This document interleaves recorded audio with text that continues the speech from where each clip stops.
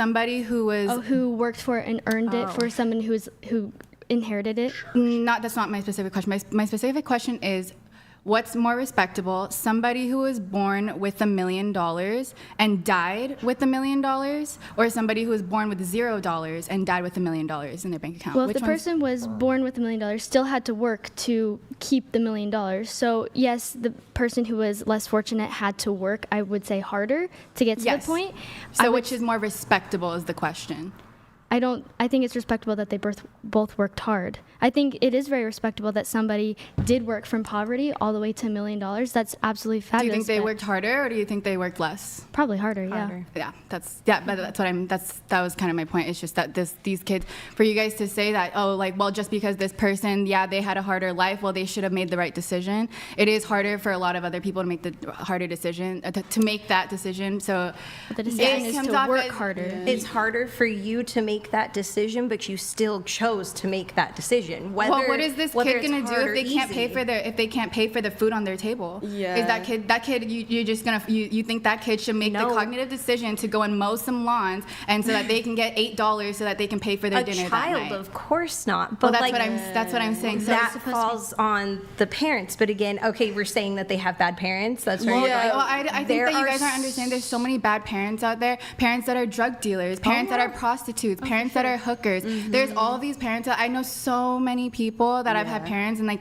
they grew up in these situations, and it's so sad to see and look back at it because there's so many things. Yeah, they could have made a better decision. I have a friend, her mom's a stripper, and she's always been fucked up or whatever, what everybody else would say is fucked up, but she is still, at the end of the day, she was really nice. But I look at her and I'm just like, dude, I didn't know she became a prostitute. And then once I saw her, and I was like, it makes sense because her mom was a stripper her whole life. Yeah. What other direction is she supposed to take when her sister's a prostitute and her mom's a stripper? So the other direction that you could take is there are many different things in many communities that help children in bad homes. How is that child supposed to know where to go? And how is that child supposed to know that there are things like I think they have to have at least one good influence. Yes, somebody had to have been an influence in their life. And that is why some people how is the child even meant to know that what they're going through is wrong? Yeah, they have nothing else to compare it to. You're totally right, because those kids who have a mentor, those are the kids that really do make it out from poverty. Yeah. It's the ones who have a mentor. That's the whole point of having a community. That's the whole point of having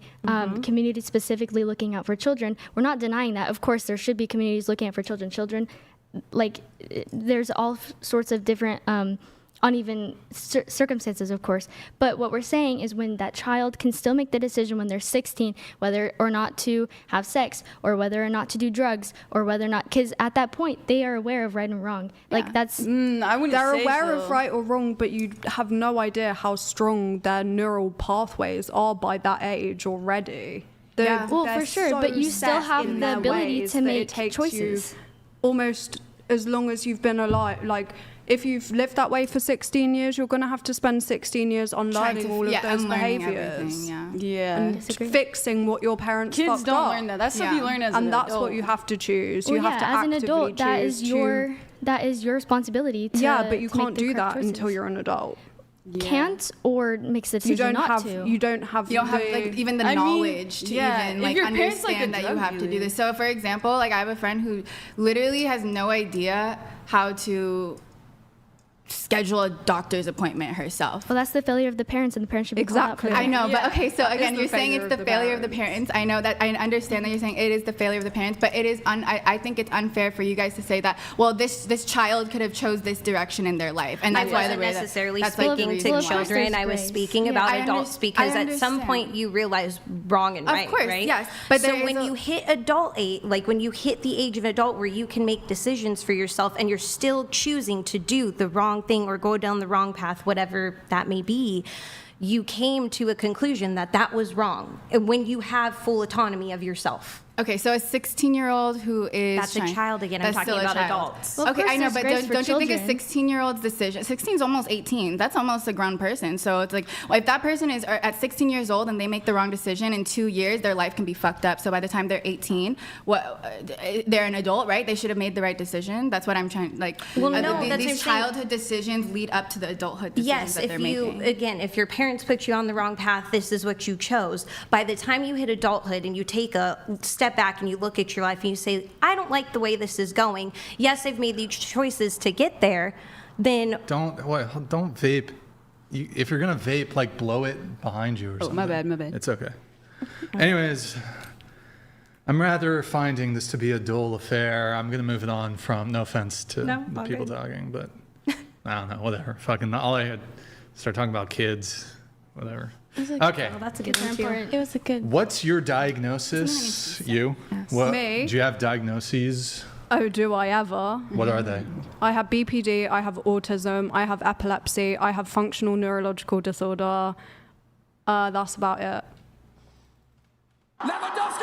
Thank you so much, everyone. What do I win? The hat trick? What do I win? Do I win a whatever t-shirt? You win a lifetime of difficulty. No, can I win a whatever t-shirt? No. Why not? That's so rude. Whatever. Get it? Rip. What the hell? Okay. We have a chat coming in for the friendly LDS lady. Uno memento. It's taking forever to pull up. If you guys want to get a message in, $100 TTS, $100 read, $200 TTS. Felicity, can you read this? You're going to read the hundreds. Coming from a RM graduated from BYU, why in the celestial kingdom are you on the podcast LDS Girl? Walk right into outer darkness. Why don't you? LOL. That's funny. Do you guys know what RM means? No. Return missionary. So somebody who just came back from their 2-year or year-and-a-half mission. So I chose to come on this podcast because I love debate, I love discussion, and I think it's a great way to expose more ideas. So Love that. Good times. Good times. Darth Pernicious. Thank you, I guess. Are Mormon women, LDS women not allowed to do podcasts? Apparently not. Apparently we're not allowed to talk about good values. Okay, so I want to. You were on Seeking. You robbed people, I guess. That was cool. Wait, hold on.